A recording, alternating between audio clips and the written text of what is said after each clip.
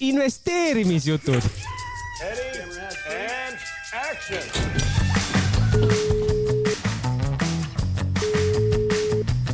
Halloo, Pürs kuuleb. Tere head investeerimisuulised, te kuulate Eesti kõige praktilisemat investeerimisalast podcasti Investeerimisjutud. Minu nimi on Tarmo Tanias ja täna on minu vastas Meelis asemel Jürgen Pikonov. Tere, Jürgen! Tervist, Tarmo! Tervitame siin Meelist ka, et ma loodan, et Meelis ka siis meid kuulab, et minu teada Horvaatiast meil siiamaani vist pole veel kuulajaid olnud, aga nüüd siis võib-olla ühe saame või kaks, ta on seal mitmekesi. Täna ütlen siis kuupäevaga ära, et on juba uus kuu, on 2. juuni ja ütleme eelmises saates, mis me siis välja õikasime, et meil tuleb ütleme siin investeerimisjuttude live esitus, et sellise regulaarse saate me teeme stuudios viimase Meelisega siis järgmisel esmaspäeval ehk 9. aga ütleme selline live on siis 17. juunil kell 6 õhtul, uksed avame 5:30 ja Ankru 10 Põhjala tehas on see asukoht. Kui me nüüd välja õikasime eelmises saates, et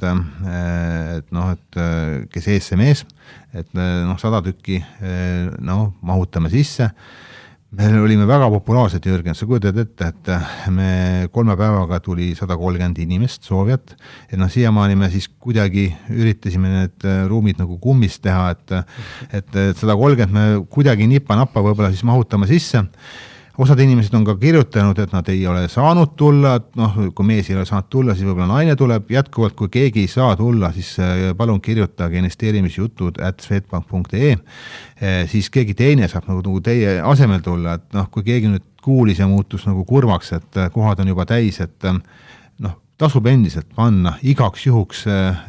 oma taotlus sisse, et kui keegi siis ei saa tulla, siis me võtame teiega nagu ühendust, aga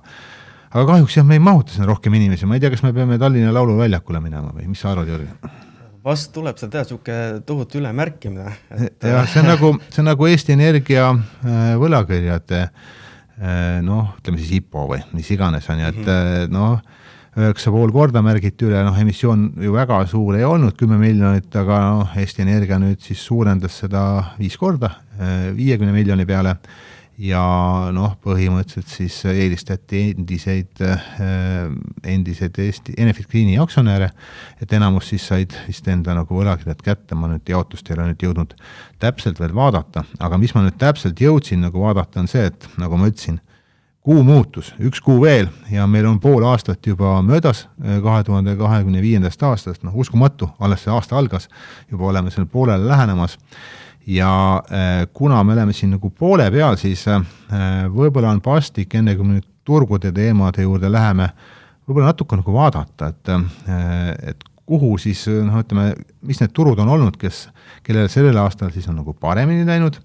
Ja kui me tavaliselt võtame küsimused saate lõpus, siis teeme seda täna ka, aga ühe küsimuse võtame kohe, et meie üks püsikuulaja, mis haakub selle teemaga lihtsalt sellepärast, et üks meie saate püsikuulaja Tõnu, eritame Tõnu ka, on väga hea küsimus ja meie käes küsinud ja ta haakubki sellega, et Tõnu siis kirjutab, et vanasti räägiti, et börsiinvesteeringutes USA vastu panustajad paratamatult kaotavad, et mis seis praegu on. Ja ütleme siis kogu see Trumpi tollide möll ja kaubanduspiirangud ja et milline on siis, kui suur on nagu stsenaarium, et tekivad sellised piirangud kapitali liigutamisele ehk nagu muu maailm hakkab siis kapitali USA-st koju viima ja ma arvan, seda on juba natuke juba tehtud, et kui me nüüd vaatame need selle aasta liikumisi viite esimest kuud, mul nüüd esimene tabel on siin dollarite sees, siis on kogu maailm ja ütleme siis esikümnesse on suutnud ennast rebida 8 riiki Euroopast ja 2 riiki Aafrikast, et ei ole Aasiast kedagi, ei ole Ameerikast kedagi, nii ei Põhja- ega Lõuna-Ameerikast ja ma ei tea, kas sinul on mõni positsioon, Jürgen, Ghana aktsiaturult? Ütleme niimoodi, et et ei ole, aga mul tekkis kohe sellega mõte ka, et huvitav, et mis positsioon see siuke olla saab, et umbes, et kas keegi palub helistada, kanda raha sinna, lubab tootlust või... Ja mul tuli ka Nigeeriaga alguses seosed või midagi, aga no ma kaardustan äkki toorainetega midagi seotud asjad, et ei ole jõudnud sisse vaadata, aga noh, kes siis ja noh, seal võib olla ka see teema, et äkki on nagu inflatsioon kõrge on ju, et nagu Türgil on siin aeg-ajalt olnud ja siis noh, inimesed, et üldse inflatsiooni vastu ennast kaitsta, siis noh, viivad oma vahendid siis nagu börsile natukene, aga ütleme siis ära jah, et 5 kuuga kogu Ghana turg on tõusnud dollarites mõõdetuna 80%, kogu turg keskmisena. Teine koht, ka väike turg, väga väike turg, Sloveenia, ilus sõbralik riik, Meelis võiks korra läbi põigata, Horvaatias juba on, et vaadata Sloveenias ka üle, aga 42%, kolmas koht on Poola, ja üldse siin on esikümnes on Ida-Euroopa riigid esindatud, et ka Tšehhi ja Ungari on siin esimese kuu algas, ja võib-olla Poolast võiks natuke nagu rääkida, et kui me nüüd Meelisega selle aasta prognoose tegime, siis mina olin suhteliselt positiivne Skandinaavia osas ja tõin ka Poola välja, et kes ikka ennast kiidab ka mitte ise, aga minu see mõte oli selle Poola taga see, et ma lootsin, et Ukraina sõda nagu saab läbi ja kui nagu läbi saab, et siis see võiks nagu Poolale ka paremini mõjuma hakata, kõige naaber, aga kahjuks ei ole ju läbi saanud veel, et me näeme siin, et läbirääkimise laua tagant isegi sinna väga nagu jõuta, ma ei tea nüüd täna tulevad, et kas me jõuame, aga Poola on siis 40% tõusnud ja ma arvan, üks põhjus on ka see, et ka Saksamaal on ju väga hästi läinud, et Saksamaa on siin nimekirjas 10 ja Austria on 9, mõlemad on siin nagu lähestikku ja Hispaania on siis 7, et nad on siis 34, 33, 32% kõik nagu tõusnud ja Saksamaal läheb hästi, siis läheb kui Poolal hästi, Poola sai nüüd endale eile siis uue presidendi, vaatame, tema on ka rohkem Trumpi-meelne, seal on ka pigem talle ka ei meedi roheenergia ja talle ei meedi migratsioon, vaatame, kuidas siis see Poola nagu aktsiaturule nagu mõjuma hakkab, aga kas see on sinu jaoks, Jürgen, üllatus, et esikümnes on 8 Euroopa riiki? Kui päris aus olla, siis jah, ja tähtis on ka nenti seda ka, et see samune edetabel, mida sa ise ka kommenteerisid, just on USA dollari vääringus. Et see ei ole nende kohalikes valuutades kuidagi või midagi sukest, et jah, kui me viiksime nüüd selle eurodesse, kui ma ütlesin, et Poolas on pluss 40, siis me peaks seal põhimõtteliselt 10% nagu maha võtma, et kuna dollar on nii palju kukkunud sellel aastal, aga ikkagi 30 jääks nagu alles, et kui ma siin panen nagu kõrvale ja meenutan seda Tõnu küsimust, et kas USA turu hegemoonia hakkab nagu lõppema, siis Nasdaq eurodes on selle aasta algusest -9,5 ja SP500 on -8, tegelikult SP500 on dollarites mõni protsent plussis, aga Euroopa investori jaoks on ta miinuses ja mina võib-olla alustaks seda arutelu sellega, et oleneb, mis piirkonna investor sa nagu oled, et kui sa oled nagu Ameerikas, nagu Buffett näiteks, siis tema mõõdab seda kõike ju dollaris, tema on ka muutunud selgelt, käisin ju Meelisega tal külas põhimõtteliselt aktsionäride koosolekul, ta oli väga ettevaatlik USA turu osas, ta oli ka murelik selle dollari osas, kogu selle tolli temaatika osas ja siis ka ta on ju üle poole vahenditest hoiab põhimõtteliselt rahas ja põhjus on, et aktsiahinnad on nagu kallid. Aga Euroopa investori jaoks on asi ju veel hullem, selles mõttes, et ma tõin selle dollari nagu languse, täna hommikul põhimõtteliselt Morgan Stanley on siis tulnud värskelt välja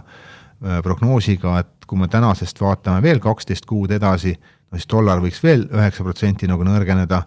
et ma ütleks, et see hirm, kas hirm, aga mure on võib-olla parem sõna, Euroopa investori jaoks on reaalne täna, kui me nagu mõtleme Ameerika peale, et kui meie sinuga ka, Jürgen, suudaks, ma arvan, mingid huvitavad aktsiad või indeksid nagu välja valida, mis võiks võib-olla 10% nagu aastas teenida, aga kui me siis teiselt poolt teame, et dollar võib nagu nõrgeneda sama palju, siis tekib see küsimus, et äkki ongi see hegemoonia natukene nüüd, mitte nüüd igaveseks nagu nõrgemaks läinud, aga nüüd järgneva paari aasta jooksul näiteks. Ja nõustun sinuga, et kui nüüd siukest hegemooniat aktsiaturgude mõiste siis küsimus alla panna, ütleme niimoodi, et pikas plaanis ma endiselt leian, üldse tegelikult see kogu hegemoonia on pigem olnud siin lühimineviku siuke, kuidas ma ütlen, käekäik, et pigem on asjad nagu normaliseeruma hakanud niipidi ka, et ka arenevad turud võivad muutuda atraktiivsemaks, täpselt nagu seda olid 60, 70, 80. No see sama Euroopa ka on ju. Täpselt nii, ja et pigem on see nagu siuke normaliseerumine ühelt küljelt ka, et kasvab midagi muud ka peale USA aktsiaturgude, et ma vaatan pigem nagu seda sellest vaatevinklist lühiajaliselt, jah, dollari kõikuvus võib siukest valu tekitada ka neile, kes alustavad investeerimist või et hiljuti võtnud positsioonid sisse ka, aga pikas plaanis ma pigem ütleks, et endiselt USA on atraktiivne koht investeeritud sellepärast ka, et vaadates tagantjärgi ka, et mis kus ma ütlen siis peamine tegur on olnud, on tehnoloogia, et me võime siin rääkida ka kaitsekulutustest Euroopas ja kindlasti, mis mängib väga palju rolli ka, aga siuke edasiviiv jõud on ikkagi olnud tehnoloogiaga, et niipea kui ei ole mõnda siukest kontinenti, mis võiks hakata USA-ga tehnoloogias konkureeruma otseselt, siis ma oleks pigem konservatiivne. Jaa, võib-olla sa tõid need põhjused nagu välja, mis on selle USA turu tugevuse taga olnud, et suuresti tehnoloogia, suuresti kogu see innovatsioon. Nüüd kui me vaatame nüüd Trumpi tegevust on ju, siis pigem on, ta püüab ju seda innovatsiooni tappa, et alates ütleme seda ülikoolidega asjadest ja üldse nagu suhetest teiste riikidega ja ta suhtis nüüd ju, tema tegevus on muutunud liiga närviliseks, ma ütleks, ja kui sa oled nagu ettevõtja, kuidas sa saad nagu sellises keskkonnas oma nagu äriplaane nagu teha, et see teeb võib-olla muret ja kogu see aktsiaturgude asi lõppkokkutes põhineb ju usaldusel ja kui me täna nagu teame, et Ameerika riigivõlg on 37 triljonit ja me teame seda ka, et Trump tahab siis nagu seda maksureformi läbi suruda, mis iseenesest nagu ettevõtetele ja inimestele on nagu hea, aga kuskilt oleks ju katteallikad vaja. Ja siin on juba välja arvutatud, et kui sellisel kujul see läbi viia, kui siis sellest 37 triljonist saaks aastaga umbes 40 juba, siis hakkavad juba need reitinguagentuurid võib-olla uuesti vaatama, et kas see reiting, mis nagu ikkagi on, et tuleks võib-olla veel nagu allapoole tuua. Ja USA võib-olla sellise tugevuse taga oli ka, alati sõltub ju, see on nagu spordis on ju, et sa võid võita, oleneb kellega sa mängid on ju, et võib-olla kogu see Euroopa oli lihtsalt liiga nõrk, ütleme siin 10-15 aastat liiga nõrk ja ei pidanudki nagu väga pingutama, sa võitsid nagu igal juhul poole jõuga ka, aga kui me nüüd täna vaatame, et Euroopa on pandud nagu sundseisu, et ühelt poolt see puudutab seda, mis puudutab nagu kaitsekuludest, sa pead nagu ennast ise kaitsma hakkama, siis Saksamaa juhtimisel on hakatud ju rohkem investeerima ja järjest enam tuleb see, kui me vaatame ka Euroopa ülikoole, ja ka Euroopas on ka väga palju häid ülikoole, lihtsalt ülikoolides see asi ei ole võib-olla nagu innovatsiooni nagu edasi jõudnud, aga kui siit õnnestuks nagu läbimurre teha, pluss ütleme sama Hiina on ju, okei, poliitilised nagu probleemid, aga innovatsiooni mõttes nagu väga okei, et siis probleem on võib-olla sellest, et Ameerika on muutunud natuke üleolevaks ja teised on läinud lihtsalt tugevamaks ja sa ei võida, kui ma võrdlen võib-olla endiselt korvpalliga näiteks, et Ameerikas on NBA mängijad, nad on tugevamad, nad on kõige kõvem liiga, aga vaata, kui palju on läinud Euroliiga tugevamaks viimastel aegadel ja kui korjata nüüd, kes tuli eelmine aasta korvpallis maailmameistriks, Saksamaa, põhimõtteliselt on ju, et ja tegid ameeriklastele ära on ju, et natuke samamoodi on võib-olla majanduses, et Saksamaa majandus hakkab äkki USA-le vasti ära tegema. Jah, see võtab päris hästi kokku seda, et ei ole nii, et üks domineerib ja teised vaatavad kõrvalt. Ühesõnaga, mida võiks nagu täna soovitada, et mitte nagu Ameerikat nagu maha teha, aga lihtsalt sõltub, kui palju siis seda USA osakaalu portfellis on, et kui osakaal on nagu üle 50%, siis ma oleks ikkagi nagu murelik natukene, et täna kuna aktsiaturud on ikkagi suhteliselt tipus on ju, et siis hoolimata sellest dollari nõrkusest ma pigem siis hajutaks teiste regioonide vahel ja võib-olla see Skandinaavia pigem on see, mis on natuke vähem tõusnud kui võib-olla siin Saksamaa on aasta algus +20, Hispaania on +24, Itaalia +20, pika puuga paremad kui ameeriklased on ju. Aga Skandinaavias, kui teil on näiteks täna ainult USA portfell ja tunnete muret, et dollar nõrgeneb on ju, siis võtke midagi natuke Skandinaaviast on ju, ka ütleme Rootsi kroonis või Norra kroonis on ju, et need pigem tugenevad siin ka euro vastu ja kui nad tugenevad euro vastu, siis seda enam nad tugenevad dollari vastu, et see aitab siis võib-olla portfelli tasakaalustada natukene. Just, ma ise olen ka siin viimasel mõelnud ka sellest vaatevinklist, kui siin varasemalt pikalt toodud seda justkui nagu ütleme nii niisugust järgmist käiku nagu sisse saada arenevatel turgudes, kogu aeg on oodatud seda, et äkki dollar nõrgeneb, et kogu aeg on igasugused kriisid olnud, mis kas või see samu näide koroona, kus iga kriisi järgselt dollari vastu nõudlus on pigem nagu suurenenud ja ameeriklased ei ole suutnud seda ka nagu kurssi justkui nagu nõrgendada ka, siis nüüd on justkui nagu niisugune poliitiline nagu olukord nagu tekkinud ka, kus ameeriklased ise devalveerivad enda seda valuutat ja et tundub, et nagu nüüd võib-olla on, ütleme nii, suurem jume rohkem kunagi varem ka arenevatel turgudel investeerida, aga eks neil ka omad riskid ole. Aga selline suurem raha, ma olen jälginud, institutsionaalne raha, nad viimastel aastatel selgelt on nagu rohkem USA-sse investeerinud, kui nad oleks võib-olla isegi tahtnud, aga kuna seal läks nii hästi, ja siis nüüd nad nagu avastavad, et riskid on võib-olla liiga USA poole kaldu ja varem seda ka öelnud, et kui ennem igat USA langust kasutate ostmiseks, nüüd pigem igat tõusu nagu müümiseks natukene, et selles mõttes jah, mina natukene ikkagi vaataks, kui palju mul USA-t on ja vähendaks natukene. Ja teine asi on see, et mida ma ise teen, ega ma ostan ka iga kuu mingeid USA aktsiaid ja need summad ei ole väga suured, aga eks ma siis ostan ju seda dollarit ka igal kuul ju erineva kursiga ja eks ma siis selle väiksemate summadega ostan siis sellest nagu langusest ennast läbi on ju, et ega ma ka ju ei tea, millal see pööre tuleb, et ühel hetkel siis läheb jälle nagu paremaks on ju. Aga räägime siis natukene võib-olla Ameerika majandusest ka, et siin on olnud nii häid uudised kui ka halbuudised.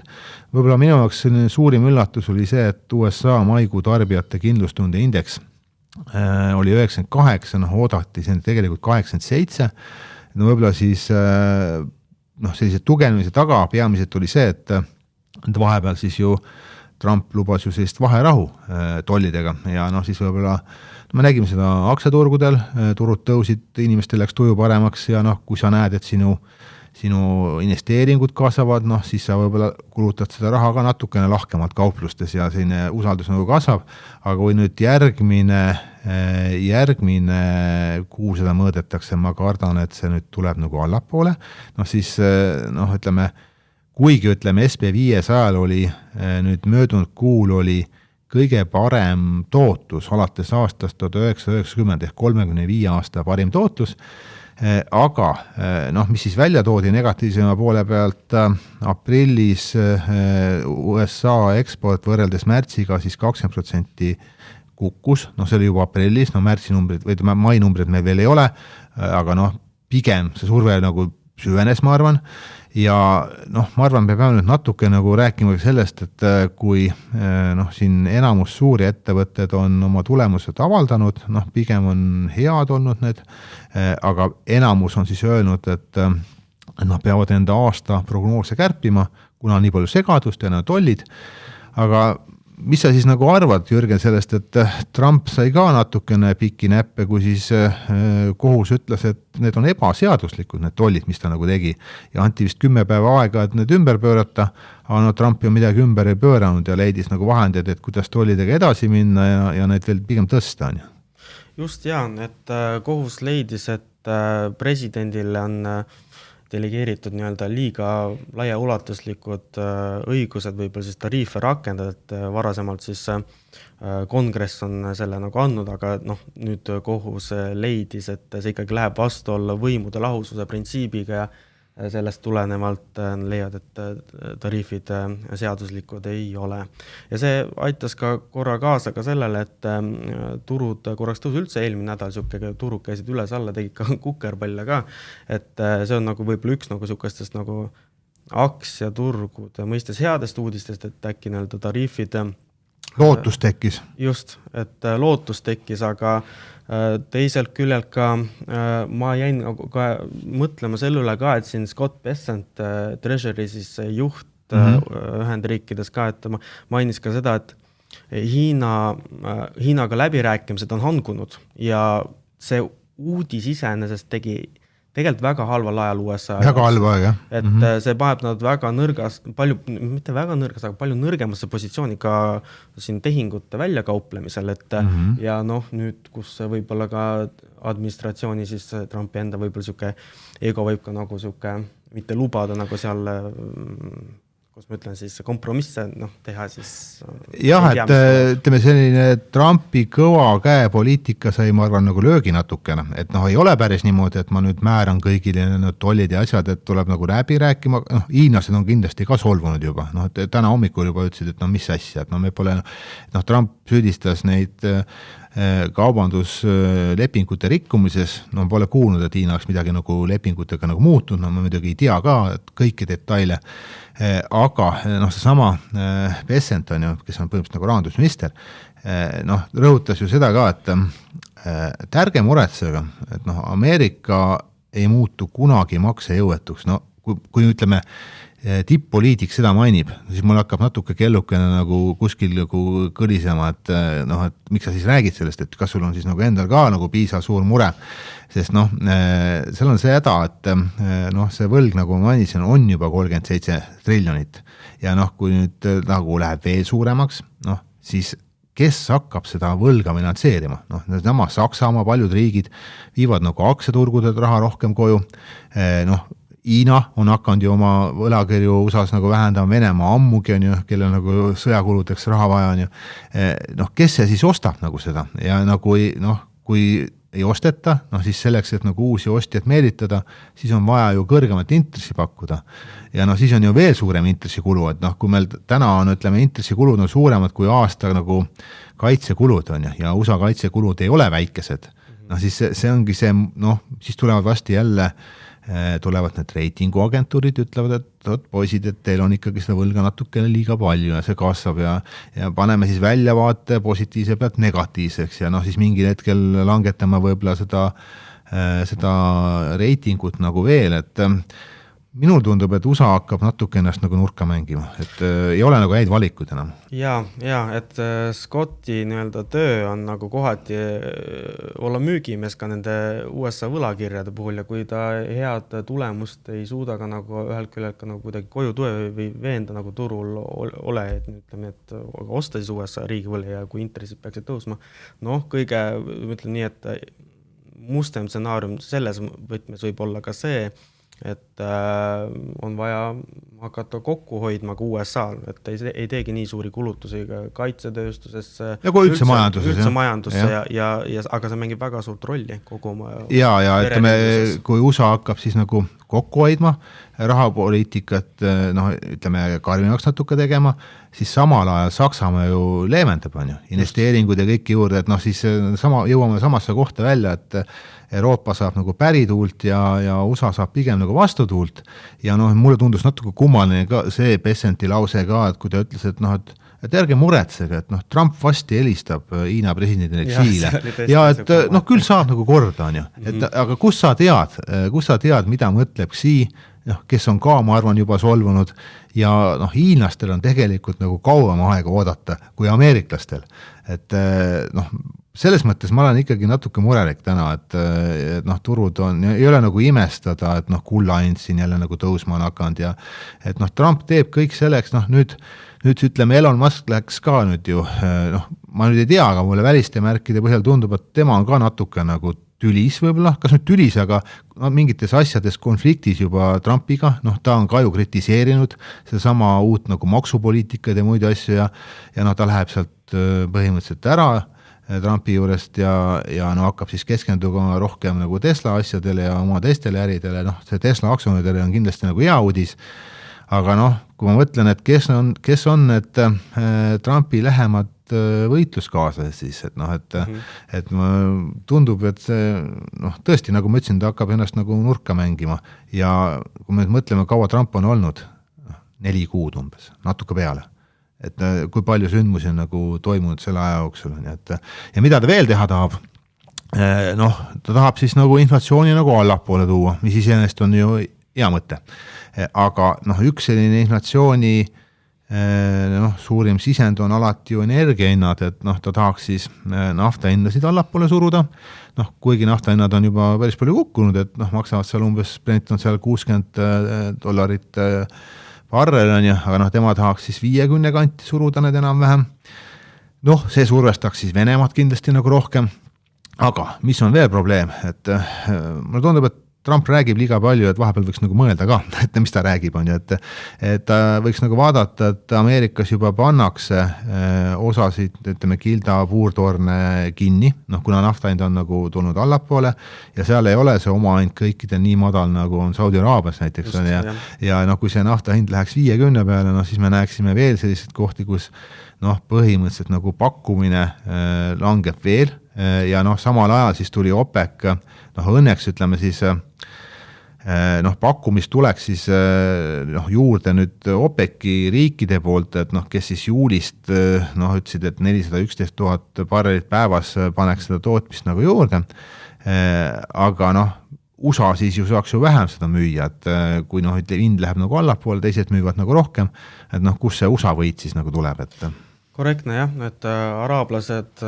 kui me ekseli seal $5 omahind ülejäänud ületav osa on seal kasum, siis 45 vist dollari oli seal USA näitel, et on omahind, et see peaks tõesti survale USA ettevõtted ka omakorda energeetika tööstuses. Mis puudub näiteks seda eelmise nädala turu käekäiku ka, siis üks võib niisuguse positiivsem tegurid, et ka mitte väga pessimistlik olla, ma tooksin näiteks reedel avaldatud Core PC indeksi, mis siis on ilma akronüümideta räägi siis the Core Personal Consumption Expenditures, ehk siis indeks mõõdab hindade siis käekäiku kuu lõikes ja ei võta arvesse seal energiat ja toitu just, et sest et põhjus on lihtne, et need on niisugused geopoliitiliste sündmuste tõttu mõjutatud ka ilm ja muud mitte ennustatavad elemendid, et ja see langes, et võib-olla see hakkab omakorda ka intresse langetama, või siis noh, mitte see omakorda, aga siis keskpank võib nagu intresse hakata langetama, mida praegu turul osalejad pigem arvad, et ei juhtu, sest et tariifid ja kõike muud, aga kui see peaks juhtuma, siis mõtleme näiteks ka selle peale ka, et ma eelmine nädal vaatasin niisugune statistikat, et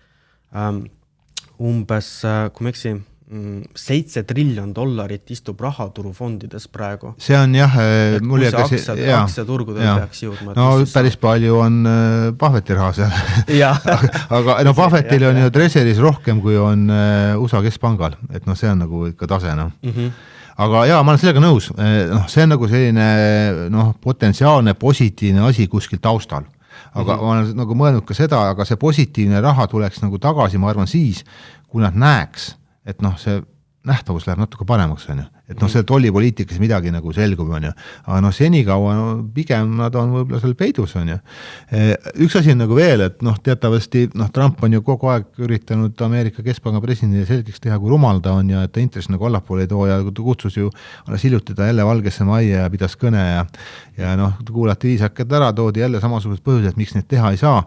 Aga Ameerika keskpanga president on noh, hakanud pigem võib-olla muret tundma ka selle pärast, et noh, see, mida siis Trump teeb ka noh, ütleme välistööjõuga näiteks on ju, noh, päris palju on riigist välja saadetud inimesi ja no need inimesed on teinud pigem lihtsamalt, odavamalt otsatöid, mida siis ameeriklased ei taha teha. Ja kui nüüd ühel hetkel avastatakse, et noh, pole nagu inimesi väga, et noh, et kes siis seda tööks teeks ja noh, siis tuleb hindasid tõsta, et leiaks kedagi on ju. Ja noh, USA keskpank jälgib nagu kahte asja, et noh, ta jälgib nagu inflatsiooni, aga ta jälgib tööturu seisu ka, et noh, kui tööturu seisul lähevad asjad keerulisemaks, siis võib-olla on hoopis see põhjus, mis nagu Fedi sellise esimese intressilangetuse toob, et mitte isegi inflatsioon, aga tööturg. Jaa, väga hea point, Tarmo, et nõustun 100% kuidagi nagu tööturg väga suures, kuidas ütlen, tähelepanu all ei ole olnud, aga vist järgmine nädal, kui ma eksi, on ka tööturuga seostavad uudised ka tulemusest, eks ole. Et noh, eks vaatame, kuidas see siis välja kujuneb statistiliselt, aga jah, point made ütleme niimoodi inglise keeles, et see on tõesti, millest väga palju räägiti, aga väga suur tegur. Millest ma natuke rääkima pean muidugi, kuna ma eelmine nädal kõva häälega nagu välja ikkasin, et kolmapäevaks varuge popcorni ja jälgige Nvidia tulemusi on ju, et miks siis nagu nädal tervikuna lõppes ju tegelikult positiivselt Ameerikas. Ütleme niimoodi, et Nvidia on ikkagi väga hästi juhitud ettevõte on ju, et hoolimata sellest, et Trump ei lase Nvidia siis Hiinale kallimad kiip müüa, praktiliselt ei lase üldse müüa, aga kallimad kindlasti ei lase müüa, siis see ju müügile tähendas päris palju lööki, nad pidid seal osa varasid maha kandma, vist 8 miljardit suurusjärgus, siis kui me jätame see Hiina kõrvale, siis kõik muu ületas nagu selgelt ootusi, nii kasumlikkuse poolest kui nagu käibe poole pealt, toodi jälle välja, et nõudlus on nagu meeletu ja nii edasi on ju. Kui me vaatame, kuidas aktsia nagu liikus 4-5% nagu ülespoole, ma isegi oleks võib-olla natuke rohkem oodanud, aga mis ma ka eelmine nädal välja tõin, et vaadake, kui palju see Nvidia nagu liikunud on, et siin 100 juurest 135 juurde tulnud praktiliselt kuuga nagu ülesse, et on nagu, oleks võib-olla veel paremat tulemusi tahtnud, aga mulle tundub, et turgu ka häirib ikkagi see, ja Nvidia juhti häirib ka see, et nad ei saa normaalselt äri teha. Nad tõid ka välja, et kui suur turg see Hiina on ja kui sa ei saa sinna müüa on ju. Ja teine asi, et mis nad nagu välja tõid, et asi ei ole ainult müügis, et kui meie sinna ei müü, ega siis Hiina nagu seisma jää, Hiina hakkab ise sinna rohkem äri panema ja hakkab ise rohkem need arendama ja siis ühel hetkel on konkurendid ka majas on ju. Et see on võib-olla see põhjus, miks nagu siis Nvidia pluss, ütleme see Trumpi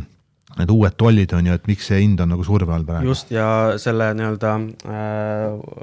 kuidas ütlen, see võimaliku poliitilisest nagu failure'ist rääkida ka, et üks stsenaarium võib olla see ka, et kuna suurim või teine suurim AI market ongi siis Hiina, et kuna nõudlus on suur endiselt, siis ei ole välistatud, et see nii-öelda strateegiline risk USA jaoks väljendub selle näol, et Hiina hakkab ise just, riigi toel veel on ju, et et kõrgema tehnoloogilise kiipe ise tootma hakata, et oma Huawei ja teised, kes seal on tegemas seda täna. Just, et seda oma nõudlust rahuldama hakata, et ei tea, ajend ikkagi oli see, et see Blackwell kiibid blokitaks müüki, et see tehnoloogia sinna jõuaks. Nvidia juht mainis ka, et äkki nad mõtlevad midagi odavama otsa nagu kiipe nagu Hiina suunas ja nii edasi on ju, aga ma ei tea, tundub, et tal on ka tuju natuke nagu ära läinud ja need ei ole nii suure marginaaliga on ju. Ja eks siis, ja kolmas asi on see, et ega siis Hiina ei taha ainult nagu kehvemat kaupa, ta tahab ka ju konkurentsis olla, et kui Ameerika ei saa need kõige võimsamad kiipe nagu teha, siis ta peab ise seda tegema. Et ikkagi, ütleme lõppkokkuvõttes annad Hiinale sellise mingi nagu aja on ju, ja nad ühel hetkel on väga konkurentsivõimelised ka Nvidia vastu, et see on võib-olla see probleem on ju. Aga enne kui me vaatame natuke, räägin ka siit tulemustest, mitte tulemustest, aga mis seisud siis nagu virtuaalportfelides on, võib-olla vaata, mis sellel nädalal siin tulemas on, et Omen CrowdStrike, suur selline küberturvalisuse ettevõte, ka päris palju aktsia juba tõusnud, pigem tundub, et on võib-olla raske ootusi ületada ja neljapäeval on Broadcom ka sama seis, et päris palju nagu tõusnud, aga neljapäeval on ka Euroopa Keskpanga istung. Ja et see on, et turg on praktiliselt sisse hinnanud, et 0,25% intress allapoole tuuakse ja äkki on, ja siis kuskil sellel aastal ühe korra veel tuuakse intress allapoole, aga turul on ootus, et äkki on see juunikuu või hiljem juuli, siis need, kellel on, ütleme, mingid laenud on ju, siis 6 kui Euribor võib tulla alla 2%. See on selline emotsionaalne efekt ka on ju, et inimestel siis natukene jääb ikkagi rahakoti rohkem äkki varsti. Aga ma räägin siis natukene ka, ütleme siis nendest portfellidest. Tarmo, enne kui see portfellist räägime ka, et mõtlesin võib-olla tulemustelt nagu mainida seda ka, et ära, et BYD, mitte tulemus, aga BYD uudis just täpselt, et mul tekkis lihtsalt huvitav mõte, mida ka kuulajatega jagada ka, et mis täpselt siis juhtus, et enne kui muljeta ma asun, et BYD algatas hinnasõja ja kokku on neil portfellis 22 erinevad mudelit. Päris palju. Ja kõik see hinna langetus. Me käisime Meelisega Frankfurdis, käisime tagasi tulles ja me kõndisime ka Frankfurdis oli BYD esindus, et täitsa nagu me päris sisse ei läinud, aga akna tagant oli näha. Ja rääkides ka nagu sellest juba eelnevalt olnud konkurentsi võimest, ütlen niimoodi ka, et mis sa arvad, palju kõige soodsam auto BYD-l võiks praegu maksta? Sa mõtled eurodes või dollarites? Dollarites. Ma ei tea, 40 000, ma arvan. Veel vähem? Jah, meeletult vähe, aga su pakkumine oli väga õigesse suunda. No 20 000 võib-olla oleks pakkunud, aga veel vähem tõenäoliselt. Ja su on õiges suund sellepärast, et neil kõige odavam nüüd maksab $8,000, aga näiteks USA näitel lihtsalt, et dollaris mõõta nagu seda hinda, aga Nissan Leaf on seal kõige soodsam elektriauto, see on 29 000, et su põhjus 20 000 pakkudel tegelikult väga õigesse suunda, see on meeletu. Ma jäin selle üle mõtlema ka, et okei, et üks asi on see hinnasõda, et kas see on konkurentsis tingitud, aga neil juba oli odavam. Mu teine mõte, mis mul tekkis, oli see, et ja kõige suurem elektriauto turg on, eks ole, Hiina ise, aga mida see Hiina tarbija kohta võib rääkida? No näete, et nõudlus, et nõrk on tarbija. Jah, ei osta asjad et kas see on... Aga kas siis riik, mul on lihtsalt oma küsimus ka, et kas siis on jälle nagu riigi finantseering taga on, et subsideerivad seda, et okei, nad toodavad odavamalt ka, aga need on ju süüdistatud, et Hiina riik subsideerib, et turgu vallutada. Nõus, jah, et Hiina ettevõtetega on üks keeruline asjaolu see, et siin läänes me võime nagu ettevõtte tegevus mõõta selles, et kui kasumlik, kes on, aga seal on 2 tegurit kindlasti nende puhul, kasumlikkus ja maailma kontroll ka samuti turgudel. Ei, see on huvitav teema, et need Hiina autod, tundub, et võtavad turu ära. Ei ole nagu maskil oli viimane aeg nagu tööle tagasi minna. Et... Ja naljaga pooleks öeldes küll, sest et ma ise, mul on siin käe pärast endal ka nagu see võrdlus ka, et marginaal BYD on 20%, 16 Teslal ja eelmine käesoleva aasta esimese kvartali tulemused on ka BYD-l paremad ja et pole ime, et Musk on energiat panemas hoopis robootikasse. Ta peab midagi muud tegema, sest ma arvan, et ta ei ole rumal inimene, et kindlasti mitte, et ta näeb, et ta suudab ikas otsas, ma arvan, konkureerida ja pigem ta on öelnud ju need humanoid robotid ja tehisintellekt on Tesla tulevik ja autod, ma arvan, ühel hetkel võib-olla ei ole. Iseseisvad autod tulevad, aga seal need marginaalid on nõrgemad, ma arvan. Just. Aga ma räägin siis natuke portfellist ka, et nendest on juttu aadressil blog.swedbank.ee. Ütleme Väike Peeter, kes siis iga kuu varem pani 250 eurot juurde, ta siin sai palgatõusu vahepeal ja nüüd paneb 500 eurot iga kuu juurde. Aga nüüd see kuu oli esimene kuu, kus siis ta leidnudki kohe, kuhu seda raha investeerida. Et ta võttis ka nüüd nädalakese sellist nagu hingetõmbepausi, natuke rahulikult vaadata, mõelda, mis suundada ja ootab natuke Meelist ka tagasi, et koos nagu arutada. Aga ta täna on päris palju meil siin Baltikumi suunas on ju, ütleme meil siin globaalselt on Roburi fond on ju, ja siis on Realty Income, aga Põhjamaadest väga nagu ei ole, et võib-olla sinna suunda natuke mõtlema, et mis võiks nagu olla, aga tervikuna tegelikult on tal päris hästi läinud viimasel ajal, kuna kui me Tallinna börs on ju aasta algusest 18% plussis ja tal on siin neid asju nagu mitmed on ju, et sellega nagu hästi. Suurel Peetril rahavoo poole pealt me mingid muutusi ei teinud, aga Meelise üks selline idee tehniliselt, kus tõusu ootasime, eeskätt Meelis ootas, oli Uber, teatavasti kui me Ameerikas käisime, sõitsime palju, tundus okei, aga ikkagi ei suutnud olulistest tasemetest aktsia läbi murda ja Meelis soovis siis selle positsiooni kinni panna, natuke saime kahjumit selle positsiooni pealt, umbes 3%, mingi 500 eurot saime miinust, et kõik asjad siis ei tööta, on ju. Et me siis on rahaliselt siin 46 000 natuke peale on siis rahas ja natuke üle 100 000, siis on USA lühiajalisest reservis, aga ütleme Suure Peetri portfell möödunud kuu siis nagu langes ja just sellepärast, et dollar tuli nagu allapoole suuresti on, et kui me vaatame, et meil USA asju siin ikka on ju, ma arvan, 40% äkki on ja siis mõjutab ka Suure Peetri portfelli kui sa BYD-st rääkisid, siis Suure-Peetrise ja Achilleuse kõrus on NIO, mis on -47% algusest, et see kõigub nagu väga palju ja noh, erinevat NIO-st ta ei ole saanud nagu kasumlikuks seda äri veel, et noh, kuigi seal ka sõidukid on nagu juurde tulnud ja peaks see aasta veel tulema, siis noh, positsioon pole nagu väga suur, et me oleme pannud enda selline nagu noh, mitte päris startup, aga selline riskib ette, et noh, et kuidas siis asjad võivad nagu liikuda, et noh, see on siis kõige kehvem ja noh, ütleme siis teine nagu tagantpoolt on siis see Tekkersautour, mis müüdi ka nagu väga alla, on ju, et see on siis 30% miinuses, aga noh, ütleme siis Tesla on näiteks +20, et see siis nagu uutest asjadest võib-olla oli nagu kõige parem. Aga vaatame siis natukene nagu küsimusi ka, et jätkuvalt, kes tahab küsida või midagi soovitada, siis investeerimisjutud@swedbank.ee on see aadress, on ju. Siis Rasmus on meile kirjutanud, tänab sisuka saate eest, mis on ka mõnusalt muhe, noh, tore, kui sa nii tunned, et ta kuulab seda iganädalaselt aga noh, temal on selline aktsia nagu Curiosity Stream, lühend Kuri, mitte K-ga, aga C-Kuri.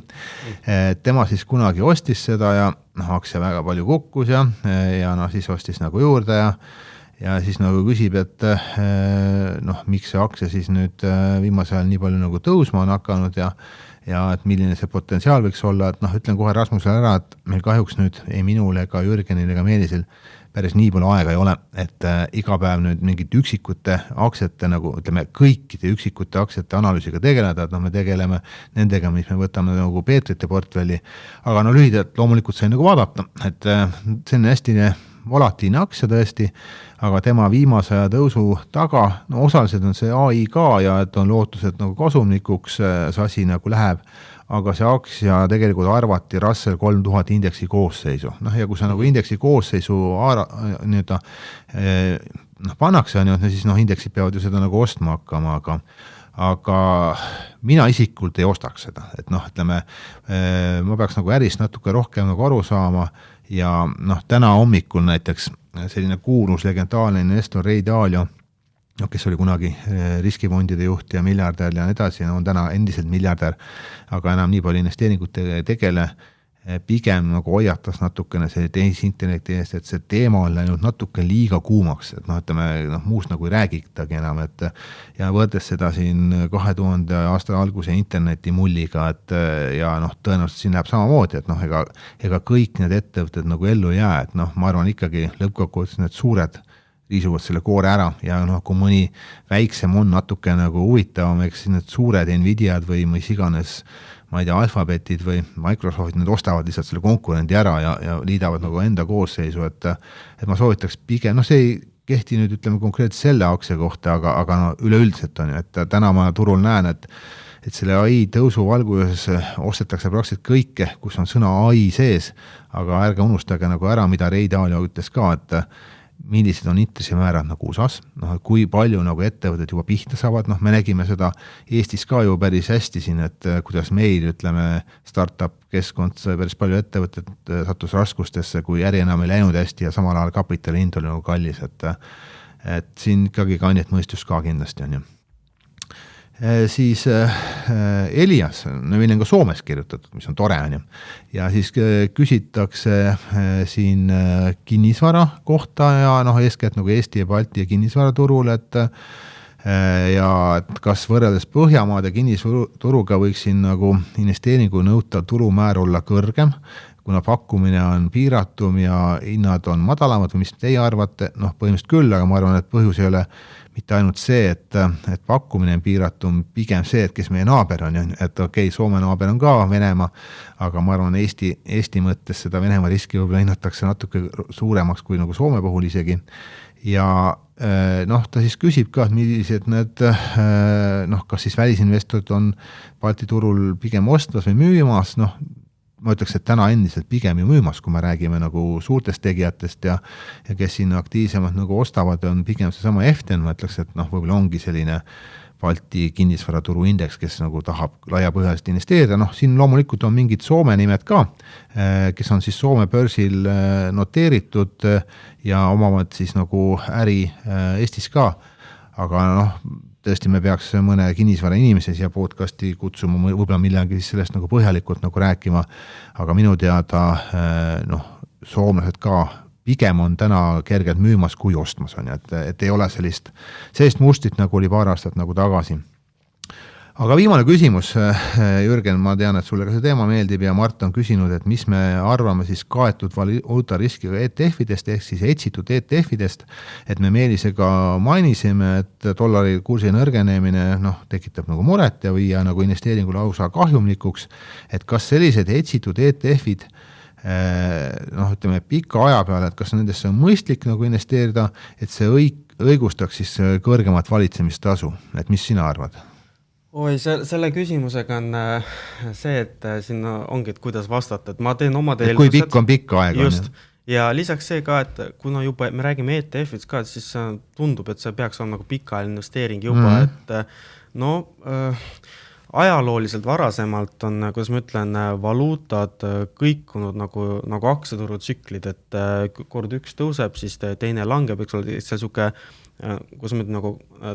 tasakaalust on nagu siuke tegur nagu läbi aja nagu nii-öelda olemas või et nagu et mingi läbi keskmine justkui nagu siuke sõidab nagu läbi. Aga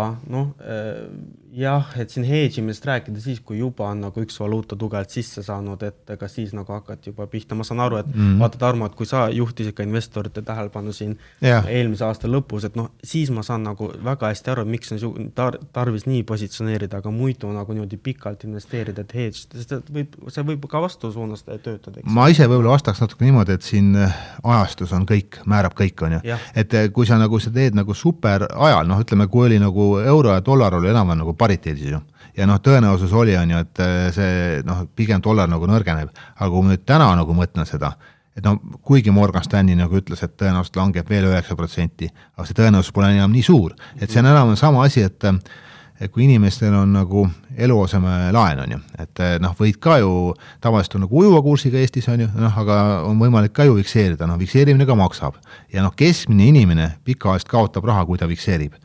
Välja arvatud, kui ta fikseerib seda nagu super ajal. Nagu kui meil olid siin miinusmärgiga intressid enam, et kes oleks siis nagu ära fikseerinud, siis töötab. Aga kui sa nagu vähegi jääd sellest paremast ajast nagu ilma, siis pigem ei tööta. Väga hea näide, nõustun sinuga. Aga võib-olla siis sellega tõmbame tänaseks otsad kokku. Aitäh sulle, Jürgen, et hädast välja aitasid. Järgmine kord. Jaa, me kutsume sind ja Martinit kindlasti tulevikus ka siia, et aitäh kuulajad ja järgmine kord siis ma loodan, et Meelis on tagasi, teeme viimase saate stuudios ja siis juba live podcast, et aitäh ja kõike paremat. Hallo. Juhu! Kuule, siia lõppu tahtsin veel sulle öelda, et finantsteenust pakub Swedbank AS tutvu tingimustega ja peanõu. Esitatud teave on informatiivne, tegemist ei ole investeerimissoovitusega ega kutsega osta või müüa väärtpabereid või teha muid tehinguid. Teave emitentide tegevuse kohta tugineb nende finantsaruannetel ja muudel avalikel allikatel. Cool. Aga mis see evidentide on? Ei teagi niimoodi vahe praegu öelda. Ma ei tea. No see, pane ära nüüd. Pane ära toru. Näe. Ciao. Ciao.